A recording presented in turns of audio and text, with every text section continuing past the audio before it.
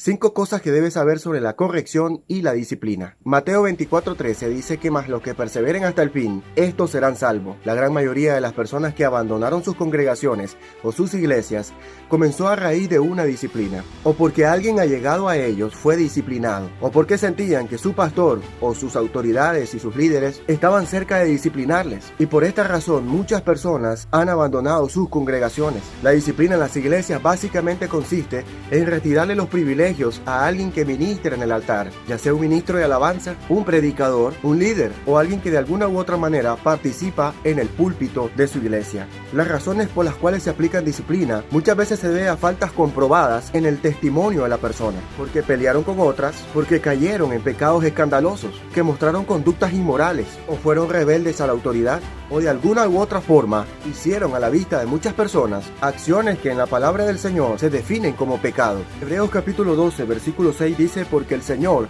al que ama disciplina y azota a todo aquel que recibe por hijo. Lo primero que tienes que saber sobre la disciplina es que esto probará tu corazón, si eres un cristiano auténtico o eres alguien que está fingiendo ser cristiano. Hebreos 12:7 dice: si soportáis la disciplina, Dios os tratará como hijos. Pablo le escribió a Timoteo: predica la palabra en tiempo y fuera de tiempo, redarguye, exhorta y reprende con toda paciencia y doctrina.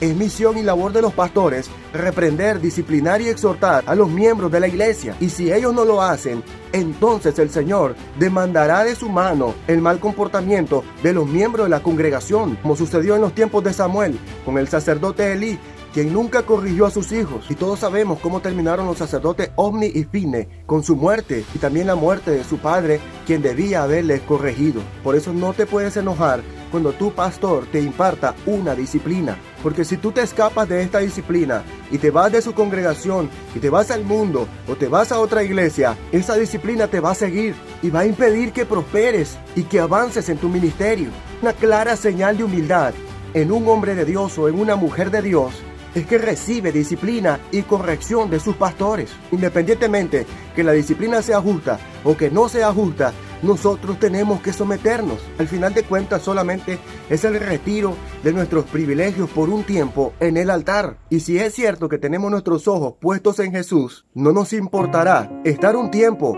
entre los hermanos en las sillas de abajo y no ministrando en el púlpito, porque al final de cuentas nosotros vamos a la iglesia para exaltar y glorificar el nombre de Cristo, para encontrarnos con su presencia y ser llenos de su espíritu.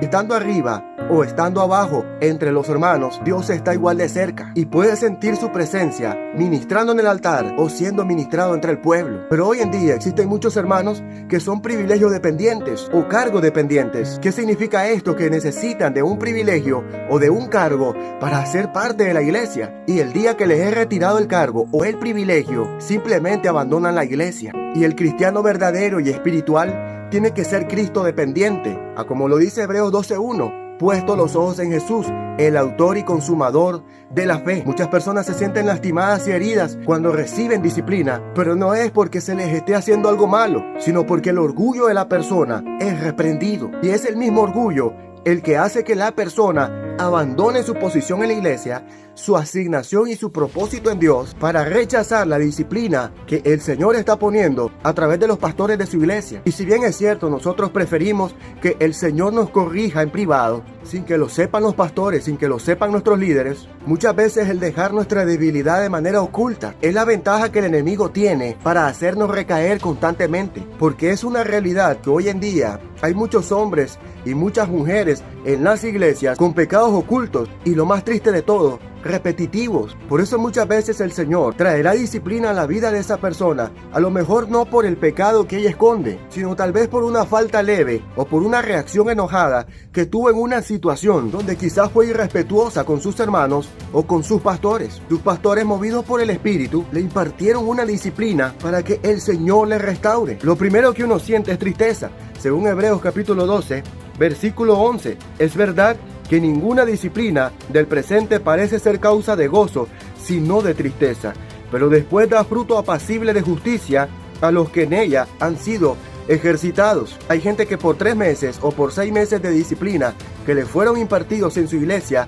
abandonaron su gran propósito y su gran llamado en el Señor, en esa misión y en ese ministerio, que al salir de sus iglesias, huyendo de esa disciplina, rechazando la corrección, se encontraron con pruebas más difíciles, que al final, al pasar de los años, terminan dándose cuenta que por no haber recibido aquella disciplina, tempestades peores le persiguieron, que terminaron en un gran naufragio en su ministerio, en sus sueños y en su vida, cuando lo único que tenían que haber recibido fue esa disciplina y esa amonestación del Señor que el Espíritu Santo puso en sus pastores y en su iglesia.